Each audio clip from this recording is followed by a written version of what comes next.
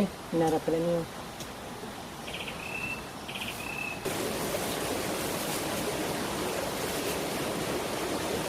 Kunti lang pala, yun.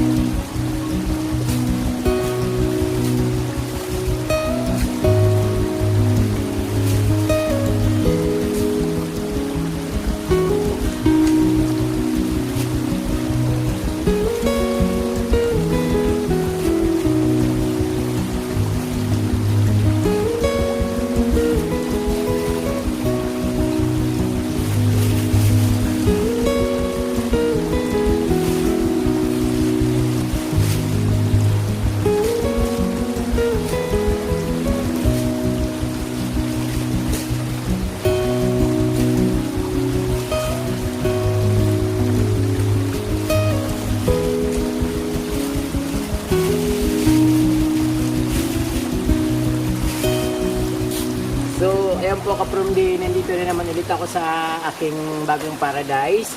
So, pagpunta ko dito, siyempre nagbaon ako ng panibagong halaman, variety ng mayana.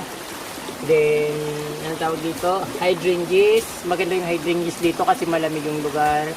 Tapos yung pH level ng ano dito, hindi pa siya masyadong acidic, yung lupa. So, ayan. Nagdala ulit ako ng, ano tawag dito? Persian Shade. Then, meron akong dalang variegated na gumamela, pink, saka variegated na gumamela na white. Then, meron din gumamela na kulay green lang, pero yung bulaklak niya, yung parang rose na maraming petals, yung ang bulaklak niya.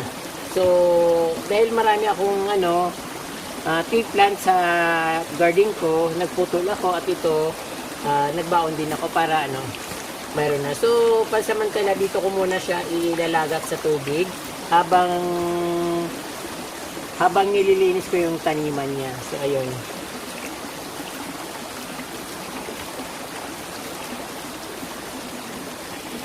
At dahil kasama ko yung ate ko, ayun nag-abala rin siya sa pag-alis ng mga damo papunta sa taas. So ayun, parang tutulungan niya yata akong mag-gardening dito sa bukid. So ayun ka-from-di, so mamaya tatanim ko yung mga halaman after na malinis ko yung mga taniman.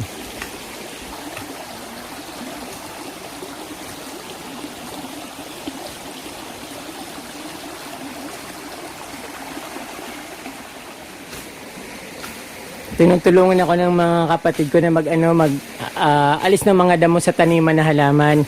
So, very helpful naman sila sa akin at siyempre natutuwa sila na gagawin kong garden yung taniman nila ng nakabuyang yang na lupa dito na ginagawa nilang farm. So, hindi naman nila ginagamit. Kaya yun tinutulungan nila ako na mag-alis ng mga damo.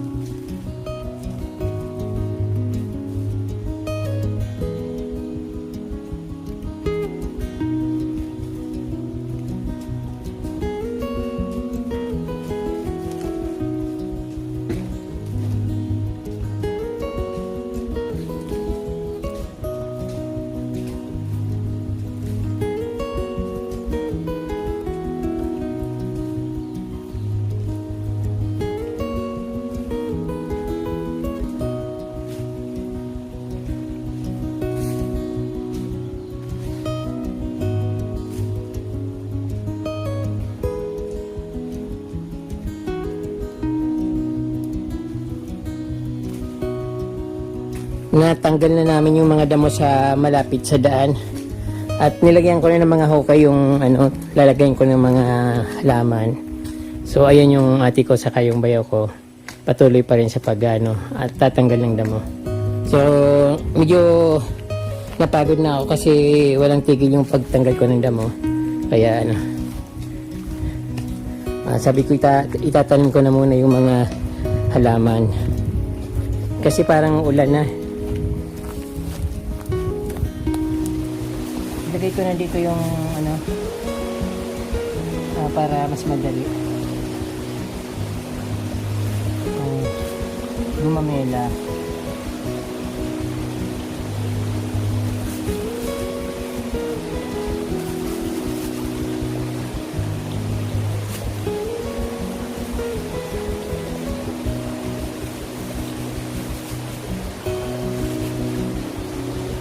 Kunti lang pala yun.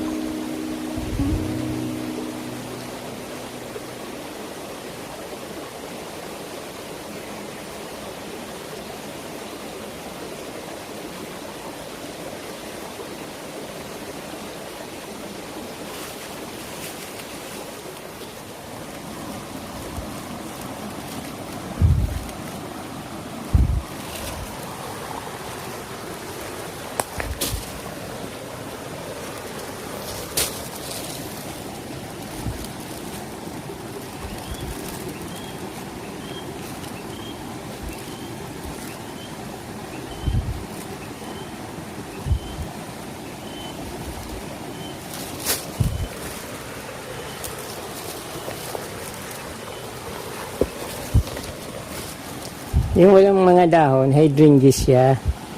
Pinagputol-putol ko na.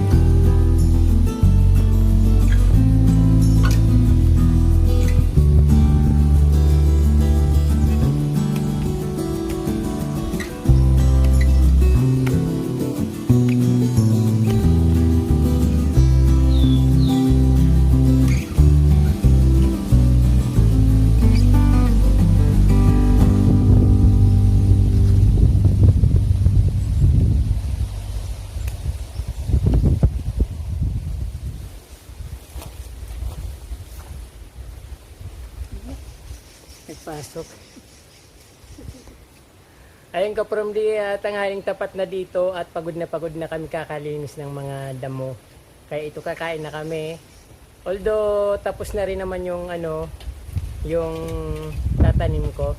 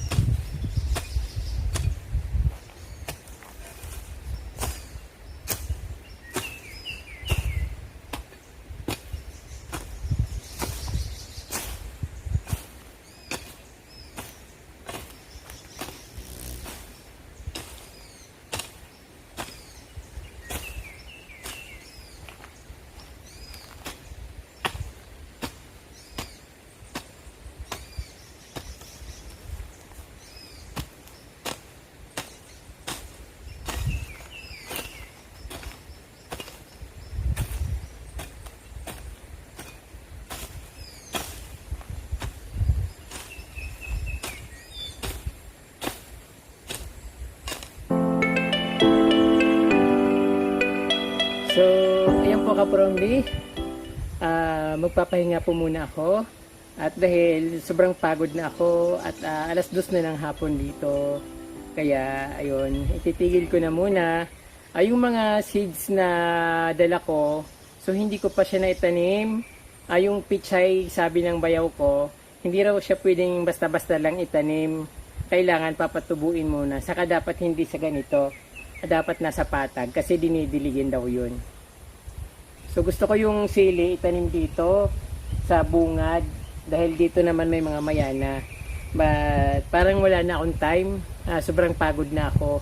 So ayun po ka-from siguro sa susunod na pagpunta ko dito medyo gaganda na yung mga halaman. Yung iba kasi inapakan ng kalabaw kaya nilipat ko ulit. So umuugat na siya. 4 days pa lang yata yung pagpunta ko dito. 4 or 5 days nung last ko na pumunta dito. So may mga ugat na siya kaya nasayang ako. So inilipat ko dyan sa bandang medyo pababa para hindi nadadaanan ng kalabaw. Kasi pag pupunta yung bayaw ko dito, kasama niya yung dalawang kalabaw. May kasama siyang kalabaw. So pinapakawalan niya lang dito. Kaya yung ko mga tanim, yung inapak-apakan. Ayan po, maraming po salamat sa inyo ka-from day. Pag hindi pa po kayo nakasubscribe at yun, mag-subscribe na po kayo at pindutin nyo po yung notification bell para updated po kayo sa aking mga bagong post na videos. Ayan po, maraming salamat at Diyos mabalos.